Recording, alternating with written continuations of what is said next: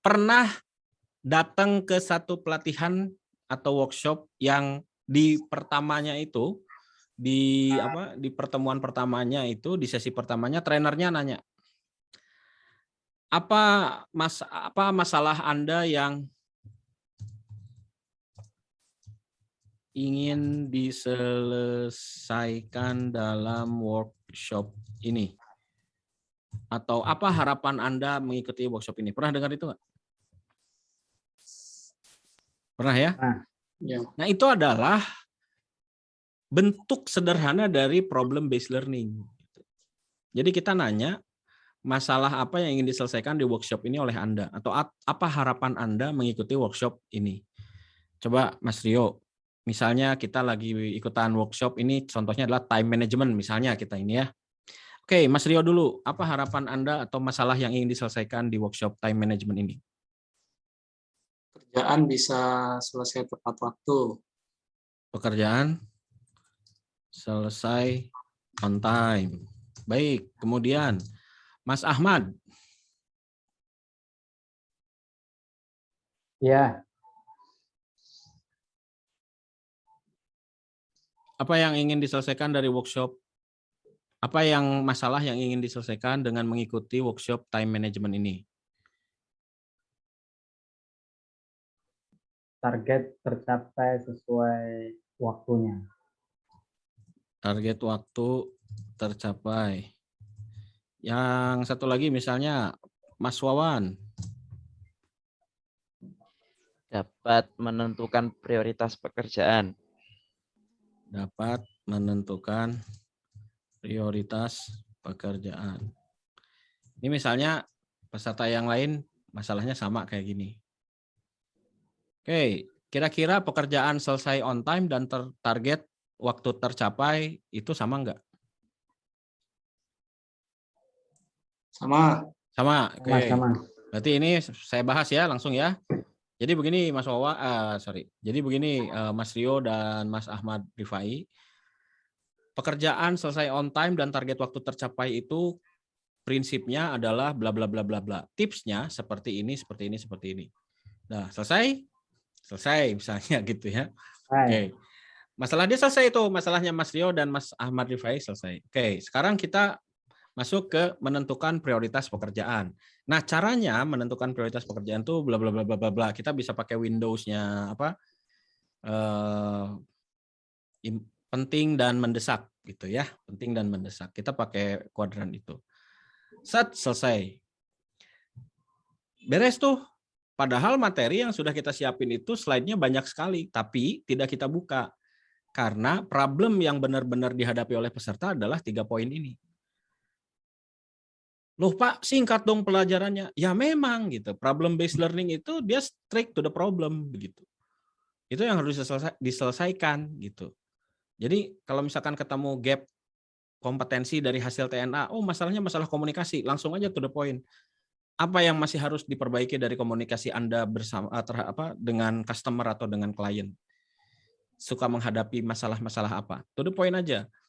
Tidak membuka slide dulu ya. Kalau nanti diperlukan, nah kita buka slide-nya sebagai pendukung. Ini pendekatan problem based learning ya. Jadi sampai sini saja problem based learning itu selesai. Ada produknya enggak? Enggak ada. Ya, nah sekarang saya coba lanjutkan ya. Yuk, Mas. Sekarang sama-sama kan udah dapat nih penyelesaian masalahnya. Sekarang kita bikin project berkaitan sama manajemen waktu. Oke, Mas Rio, projectnya mau apa nih? Saya kasih kalau Anda dikasih waktu seminggu, Anda mau mengerjakan apa terkait dengan manajemen waktu yang efektif? Bikin laporan. Maksudnya gimana bikin laporan? Ya, nyelesain laporan dalam seminggu misalkan. Menyelesaikan laporan secara on time dalam seminggu. Oke, selama ini nggak selesai ya seminggu ya? 10 hari. Oh, 10 hari. Bonus 3 hari. Oke. Ya. Mas Ahmad, terkait dengan manajemen waktu yang efektif ini, kalau saya beri Anda waktu 1 minggu, Anda mau ngerjain apa? Mengerjakan pekerjaannya itu meluangkan waktu 1 jam untuk menyelesaikannya. Entah itu apapun. Jadi harus meluangkan waktu Bisa meluangkan waktu 1 jam? untuk menyelesaikan laporan atau pekerjaan. Sehingga pada waktu yang telah ditentukan itu selesai. Jadi mencicil itu loh. Jadi Oke. jangan Mencicil pekerjaan yang berat begitu ya? betul. Oke, mencicil pekerjaan yang berat. 1 jam sehari pekerjaan yang berarti kalau dia masuk kuadran itu kuadran priority ya. Dia masuk ke kuadran yang penting tapi tidak mendesak kalau tidak salah. Ya. Iya. Ya, jadi bisa diprioritaskan, diatur waktunya. Oke. Itu ya, dalam seminggu ya. Iya. Sejam sehari. Oke, Mas Wawan, apa tuh proyeknya? Kalau saya kasih Anda waktu seminggu, apa yang mau Anda lakukan berkaitan dengan manajemen waktu efektif? Membuat daftar pekerjaan dan menentukan prioritasnya setiap hari.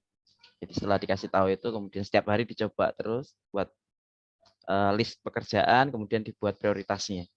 Gitu kan? Oke, tiap hari dibuat list pekerjaan, sampai nanti seminggu. dicek ya, dimonitor mana yang udah selesai, mana yang belum begitu. Betul, di checklist gitu nanti. Oke, manajemen kerja, work management lah ya, menerapkan ya, work management dalam 1 minggu tersebut. Nah, ini kan udah ada bentuknya tuh, udah ketahuan. Kalau Mas Rio berarti kan laporan formatnya dalam waktu 7 hari.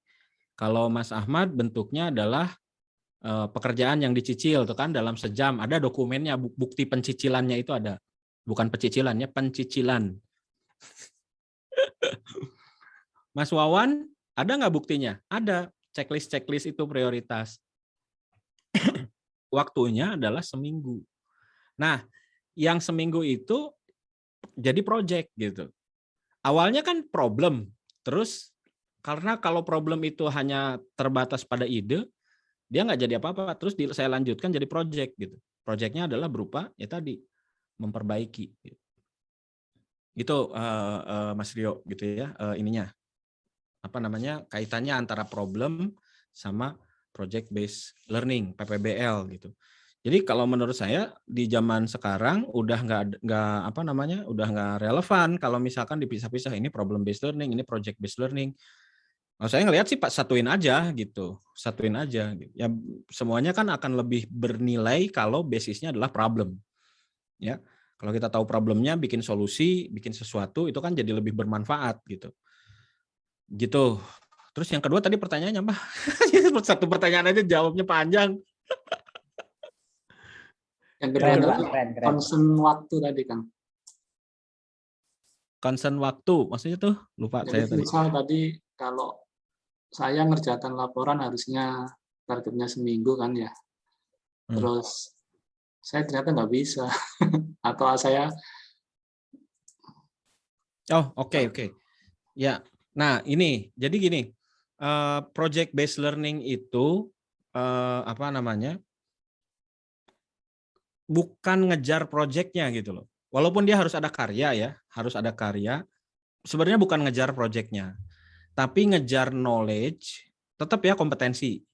Ngejar knowledge, skill, dan juga lesson dari dia mengerjakan project tersebut. Katakanlah ternyata Mas Rio tidak bisa. Oke, berarti saya cek dulu, kemarin ada knowledge yang bertambah nggak dari pembuatan laporan selama 7 hari itu? ada. Ada, apa tuh misalnya? Saya belajar bikin mail merge. Mail merge, jadi bisa ya belajar mail merge ya? Ya, Oke. Terus yang kedua, ada skill baru nggak yang Mas Rio akuisisi? ngedesain cover. Oh, jadi bisa ngedesain cover ya? Jadi punya skill desain? Ya. Oke. Terus pelajaran apa sih yang paling, ini kan proyeknya gagal ternyata ini ya. Oke, saya nggak akan bicarakan gagalnya. Pelajaran apa sih yang paling berharga dari Mas Rio mencoba memperpendek waktu pengerjaan laporan itu? yang apa ya, yang didulukan adalah yang pertama tugas yang diberikan. Yang didulukan adalah tugas yang pertama kali diberikan. Iya. Ya, prinsip apa? First in, first out gitu ya. Ini kalau prinsip akuntansi Gudang kan aja gitu. nih gitu. Kalau prinsip akuntansi kan gitu, first in, first out, katanya gitu.